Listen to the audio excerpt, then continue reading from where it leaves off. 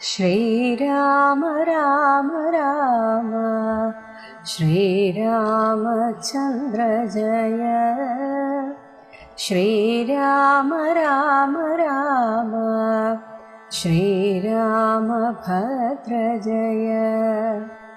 ശ്രീരാമ രാമ രാമ സീതാഭിരമ രമ. ശ്രീരാമ രാമ രാമ ലോകാഭിരാമ ജയ. സുഗ്രീവ രാജ്യാഭിഷേകം. സുഗ്രീവനോടരുൾ ചെയ്താനന്തരം അഗ്രജപുത്രനാമംഗദൻ തന്നെയും മുന്നിട്ടു സംസ്കാരമാദി കർമ്മങ്ങളെ പുണ്യാഹ പര്യന്തമാഹന്ത ചെയ്ക നീ. രാമാജ്ഞയാ തെളിഞ്ഞാശു സുഗ്രീവനും ആമോദപൂർവമൊരുക്കിത്തുടങ്ങിനാൻ.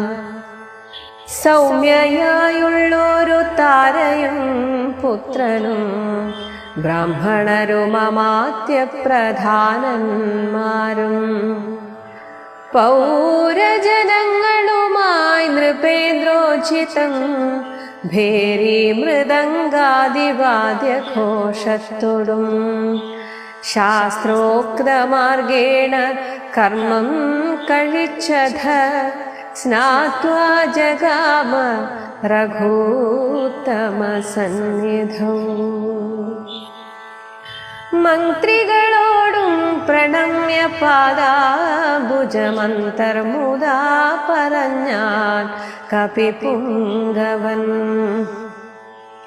രാജ്യത്തെ രക്ഷിച്ചു കൊള്ളുക വേണമിനി പൂജനാകും നിൻ തിരുവടി സാദരം. ദാസനായുള്ളോരടിയനിനി തവ ശാസനയും പരിപാലിച്ചു സന്തതം. ദേവദേവേശ തേ പാദപത്മദ്വയം സേവിച്ചു കൊള്ളുവൻ ലക്ഷ്മണനെ പോലെ. സുഗ്രീവ വാക്കുകളിത്തരം കേട്ടുടനഗ്രേ ചിരിച്ചരുൾ ചെയ്തു രഘൂത്തമൻ. നീ തന്നെ ഞാൻ അതിനില്ലൊരു സംശയം. പ്രീതനായി പോയാലുമാശു മമാജ്ഞയാ. രാജ്യാധിപത്യം നിനക്കു തന്നേനിനി പൂജനായി ചെന്നഭിഷേകം കഴിക്കനേ. നൂനമൊരു നഗരം പൂകയുമില്ല ഞാനോ 14 സംവത്സരത്തോളം. സൗമിത്രി ചെയ്യും അഭിഷേകമാദരാൽ സാമർഥ്യമുള്ള കുമാരനെ പിന്നെ നീ യൗവരാജാർത്ഥമഭിഷേചയ പ്രഭോ. സർവമധീനം നിനക്കു രാജ്യം സഖേ. ബാലിയെപ്പോലെ പരിപാലനം ചെയ്തു ബാലനെയും പരിപാലിച്ചു കൊള്ളുക നീ. അത്രിശിഖരേ വസിക്കുന്നതുണ്ടു ഞാൻ അദ്യ പ്രഭൃതി ചാതുർമാസ്യമാകുലാൽ. പിന്നെ വർഷം കഴിഞ്ഞാൽ അനന്തരമന്വേഷണാർത്ഥം പ്രയത്നങ്ങൾ ചെയ്യുക നീ. തൻവങ്കി താനിരിപ്പേടമറിഞ്ഞു വന്നെന്നോടു ചൊൽകയും വേണം മമ സഖേ. അത്ര നാളും പുരത്തിങ്കൽ വസിക്ക നീ നിത്യസുഖത്തോടും ധാരാത്മജൈ സമം. രാഘവൻ തന്നോടനുജ്ഞയും കൈക്കൊണ്ടു വേഗേന സൗമിത്രിയോടു സുഗ്രീവനും ചെന്നു പുരിപുക്കഭിഷേകവും ചെയ്തു വന്നിതു രാമാന്തികേ സുമിത്രാത്മജൻ. സോദരനോടും പ്രവർഷണാഖ്യേ ഗിരൗ സാദരം ചെന്നു കരേറി രഘോത്തമൻ. ഉന്നതമൂർധ്വശിഖരം പ്രവേശിച്ചു നിന്ന നേരമൊരു ഗഹ്വരം കാണായി. സ്ഫാടികദീപ്തി കലർന്നു വിളങ്ങിന ഹാട്ടകദേശം മണിപ്രവരോജ്വലം. വാതപരിഷഹിമാതപവാരണം പാദപവൃന്ദഫലമൂലസഞ്ചിതം. തത്രൈവ വാസായ रोचयामास സൗമിത്രിണാ ശ്രീരാമഭദ്രൻ മനോഹരൻ. സിദ്ധയോഗീന്ദ്രാദിഭക്തജനം തദാ മർത്യവേഷം പൂണ്ട നാരായണൻ തന്നെ. പക്ഷിമൃഗാദിരൂപം ധരിച്ചന്വഹം പക്ഷിധ്വജനെ ഭജിച്ചു തുടങ്ങിനാർ. സ്ഥാവര ജംഗമ ജാതികളേവരും ദേവനെ കണ്ടു സുഖിച്ചു മരുവിനാർ. രാഘവൻ തത്ര സമാധിവിരതനായ ഏകാന്തദേശേ മരുകുന്ദശാന്തരേ. ഏകദാ വന്ദിച്ചു സൗമിത്രി സസ്പൃഹം രാഘവനോടു ചോദിച്ചരുളീടിനാൻ. കേൾക്കയിലാഗ്രഹം പാരം ക്രിയാമാർഗമാഖ്യാഹി മോക്ഷപ്രദം ത്രിലോകീപതേ. വർണ്ണാശ്രമികൾക്കു മോക്ഷദം പോലതു വർണ്ണിച്ചരുൾ ചെയ്ക വേണം ദയാനിധേ. നാരദ വ്യാസ വിരിഞ്ചാദികൾ സദാ നാരായണ പൂജ കൊണ്ടു സാധിക്കുന്നു. നിത്യം പുരുഷാർത്ഥമെന്നു യോഗീന്ദ്രന്മാർ ഭക്ത്യാ പറയുന്നിതെന്നു കേൾക്കുന്നു ഞാൻ. ഭക്തനായി ദാസനായുള്ളോരടിയനു മുക്തിപ്രദമുപദേശിച്ചരുളണം. ലോകൈകനാഥ ഭവാനരുൾ ചെയ്കിലോ ലോകോപകാരകമാകയുമുണ്ടല്ലോ. ലക്ഷ്മണനേവമുണർത്തിച്ച നേരത്തു തൽക്ഷണേ ശ്രീരാമദേവനരുൾ ചെയ്തു. സുഗ്രീവനോടരുൾ ചെയ്താൻ അനന്തരം താരയെ ഉപദേശിച്ച് കഴിഞ്ഞ ശ്രീരാമചന്ദ്രൻ സുഗ്രീവനോട് ഇപ്രകാരം പറഞ്ഞു. അഗ്രജപുത്രനാം അംഗദൻ തന്നെയും നിന്റെ ജ്യേഷ്ഠന്റെ മകനായ അംഗദനെ മുൻനിർത്തിക്കൊണ്ട് സംസ്കാരമാദി കർമ്മങ്ങളെ പുണ്യാഹ പര്യന്തം, അതാണ് സംസ്കാര കർമ്മത്തിന്റെ അവസാനത്തെ കർമ്മം, അതുവരെ ആഹന്ത ചെയ്യുക. നീ ബാലിയെ വേണ്ട വിധത്തിൽ ബാലിക്ക് വേണ്ട സംസ്കാരക്രിയകൾ ചെയ്യുക. രാമാജ്ഞയാ തെളിഞ്ഞാശു സുഗ്രീവനും ആമോദപൂർവം ഒരുക്കിത്തുടങ്ങിനാൻ. എല്ലാം ഒരുക്കി.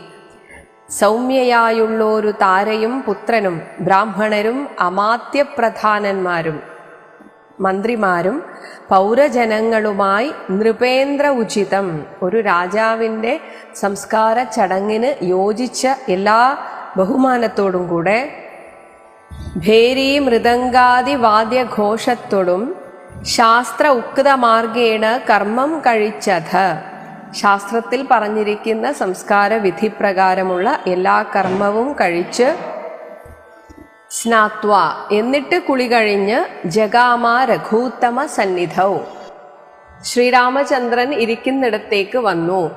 അതിനർത്ഥം ശ്രീരാമചന്ദ്രൻ ഇത്തരം കാര്യങ്ങളിലൊന്നും ഇടപെടുകയില്ല. കാരണം സന്യാസവൃത്തി സ്വീകരിച്ചാണ് ശ്രീരാമചന്ദ്രൻ വനവാസത്തിൽ ഇരിക്കുന്നത്. അതുകൊണ്ടാണ്.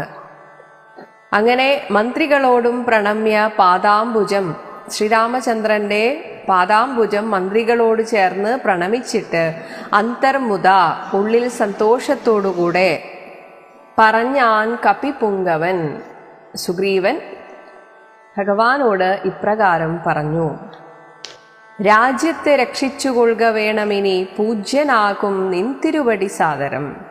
ഈ രാജ്യത്തെ അങ്ങ് വേണം രക്ഷിക്കാൻ. ദാസനായുള്ള ഒരു അടിയൻ ഇനി തവ ശാസനയും പരിപാലിച്ച് സന്തതം, അങ്ങയുടെ ഒരു ദാസനായിട്ടിരിക്കാനാണ് ഞാൻ ആഗ്രഹിക്കുന്നത്. എന്നിട്ട് അങ്ങ് എന്താണോ പറയുന്നത് അതനുസരിച്ച് ഞാൻ ഈ രാജ്യത്തെ പരിപാലിക്കാം.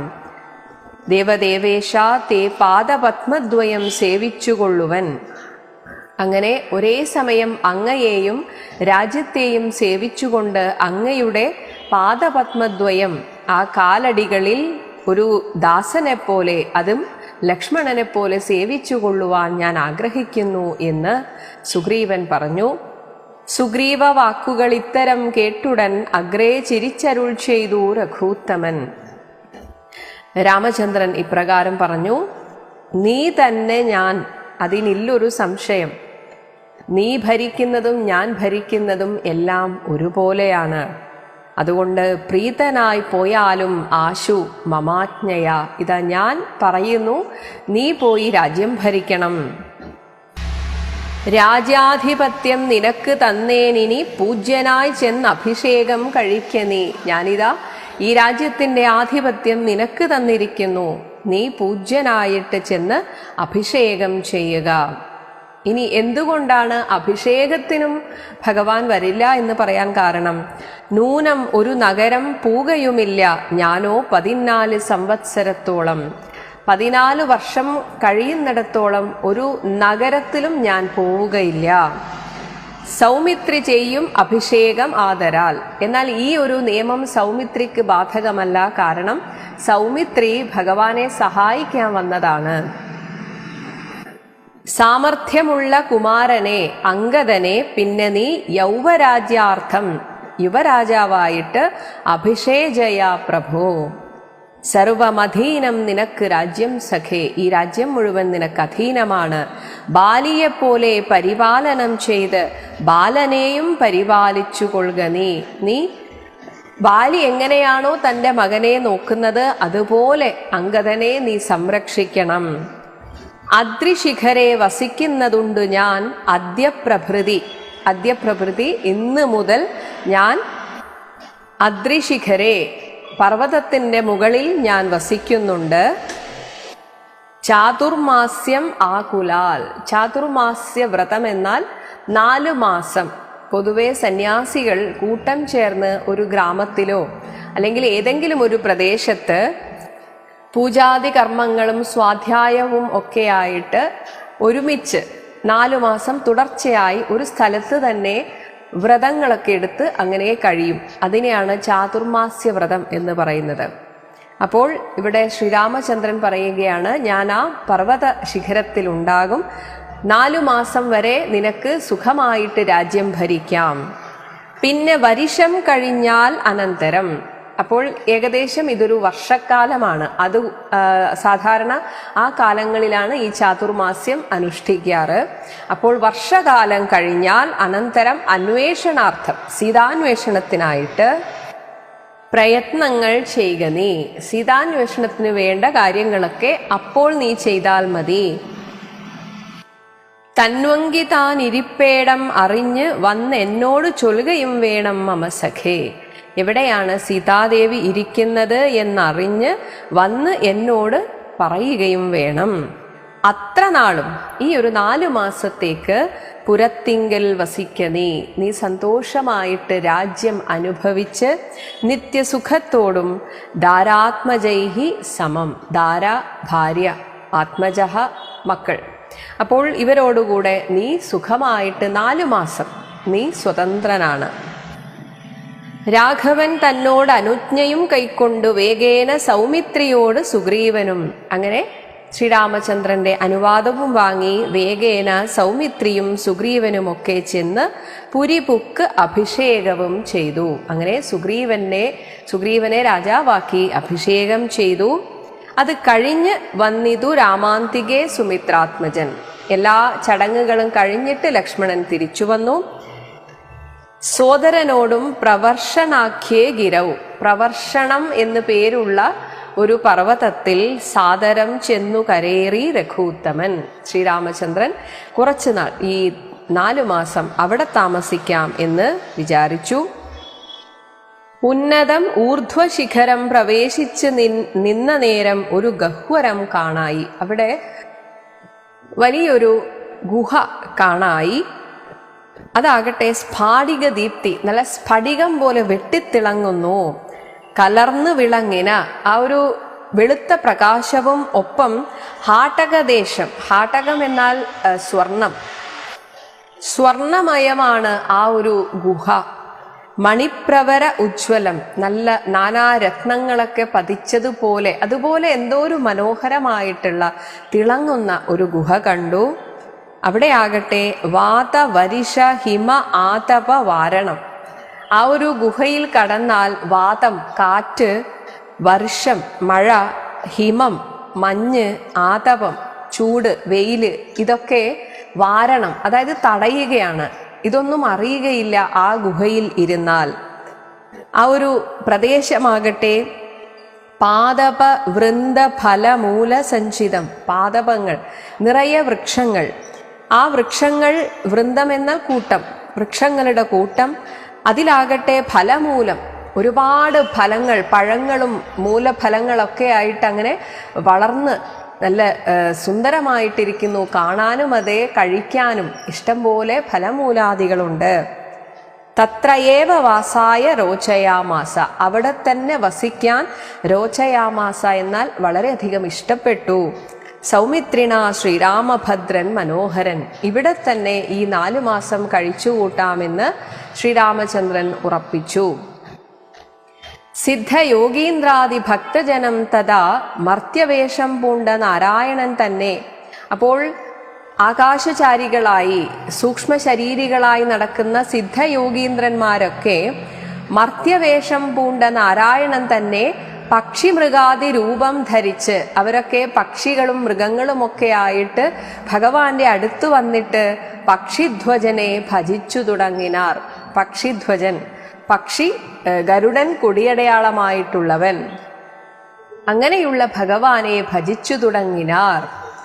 സ്ഥാവര ജംഗമ ജാതികൾ ഏവരും, അവിടെ ഭഗവാന്റെ മഹാത്മ്യം മനസ്സിലാക്കിയ എല്ലാ ജീവജാലങ്ങളും സ്ഥാവരങ്ങളും ജംഗമങ്ങളുമായിട്ടുള്ള എല്ലാവരും, പർവ്വതങ്ങളും നദികളും എല്ലാം ദേവനെ കണ്ട് സുഖിച്ചു മരുവിനാർ. അങ്ങനെ ശ്രീരാമദേവന്റെ സാന്നിധ്യത്താൽ അവരും സന്തുഷ്ടരായി എന്നാണ് പറയുന്നത്. അങ്ങനെ കുറെ നാൾ ശ്രീരാമചന്ദ്രൻ സമാധിയിൽ ഇരുന്നു. രാഘവൻ തത്ര സമാധി വിരതനായി. അങ്ങനെ കുറെ നാൾ ഇരുന്നതിന് ശേഷം സമാധിയിൽ നിന്ന് പുറത്തേക്ക് വന്ന ശ്രീരാമചന്ദ്രൻ ഏകാന്തദേശേ മരുവും ദശാന്തരെ, അങ്ങനെ കുറച്ചു നേരം ഇങ്ങനെ ഒറ്റയ്ക്കിരിക്കുന്ന സമയത്ത് ഏകദാ വന്ദിച്ചു സൗമിത്രി വളരെ ബഹുമാനപൂർവം വന്ദിച്ച് സസ്പൃഹം രാഘവനോട് ചോദിച്ചരുളിയിടിനാൻ. ശ്രീരാമചന്ദ്രനോട് ഇപ്രകാരം ചോദിച്ചു: കേൾക്കയിൽ ആഗ്രഹം പാരം ക്രിയാമാർഗം ആഖ്യാഹി മോക്ഷപ്രദം ത്രിലോകീപതേ. അല്ലയോ ഭഗവാനെ, ക്രിയാമാർഗം അത് മോക്ഷപ്രദമാണെന്ന് പറയപ്പെട്ടിട്ടുണ്ടല്ലോ. ആഖ്യാഹി എന്നാൽ പറയപ്പെട്ടിട്ടുള്ള ആ ക്രിയാമാർഗത്തെ കേൾക്കാൻ ആഗ്രഹമുണ്ട്. പാരം വളരെയധികം ആഗ്രഹമുണ്ട്. വർണ്ണാശ്രമികൾക്ക് മോക്ഷദം പോലത് വർണ്ണിച്ചരുൾ ചെയ്യുക വേണം ദയാനിധേ. ഓരോ വർണ്ണത്തിൽപ്പെട്ടവർക്ക് ഏതൊക്കെ രീതിയിലാണ് അത് ചെയ്യേണ്ടത് എന്നത് വർണ്ണിച്ചരുൾ ചെയ്യുക വേണം. നാരദ വ്യാസ വിരിഞ്ചാദികൾ സദാ നാരായണ പൂജ കൊണ്ട് സാധിക്കുന്നു നിത്യം പുരുഷാർത്ഥമെന്ന്. ഇത് എല്ലാ യോഗികളും ചെയ്യുന്നതാണ്. നാരദൻ, വ്യാസൻ, ബ്രഹ്മാവ് പോലും സദാ നാരായണ പൂജ കൊണ്ടാണ് അവരുടെ എല്ലാ പുരുഷാർത്ഥങ്ങളും സാധിക്കുന്നത് എന്ന് യോഗീന്ദ്രന്മാർ ഭക്ത്യാ പറയുന്നു. ഇതെന്ന് കേൾപ്പുണ്ടു ഞാൻ. അവരൊക്കെ ഇങ്ങനെ പറയുന്നതായിട്ട് ഞാൻ കേൾക്കുന്നു. ഭക്തനായി ദാസനായുള്ള ഈ അടിയന്, ദാസനായുള്ളോരടിയന് മുക്തിപ്രദം ഉപദേശിച്ചരുളണം. ഈ ക്രിയാമാർഗം മുക്തിക്ക് എങ്ങനെ ഉപകാരപ്പെടും എന്ന് അങ്ങ് ഉപദേശിക്കണം. ലോകൈകനാഥ, ഭവാൻ അരുൾ ചെയ്കിലോ ആകയും ഉണ്ടല്ലോ. അത് ലോകോപകാരാർത്ഥമാണിത്. ഇത് എനിക്ക് ഇന്ന് ഉപദേശിച്ചാൽ ഇത് നാളെ ആളുകൾ, ഭക്തർ ഇതറിയും. അവർക്കും കൂടെ വേണ്ടിയിട്ടാണ് ഞാൻ ഇത് ചോദിക്കുന്നത്. ലക്ഷ്മണൻ ഏവം ഉണർത്തിച്ച നേരത്ത് തൽക്ഷണേ ശ്രീരാമദേവൻ അരുൾ ചെയ്തു. ലക്ഷ്മണൻ ഇങ്ങനെ പറഞ്ഞ സമയത്ത്, ആ സമയത്ത് തന്നെ, തൽക്ഷണേ, ഉടനെ തന്നെ ശ്രീരാമദേവൻ ഇപ്രകാരം പറഞ്ഞു. ഓം ശ്രീരാമചന്ദ്രായ നമഃ.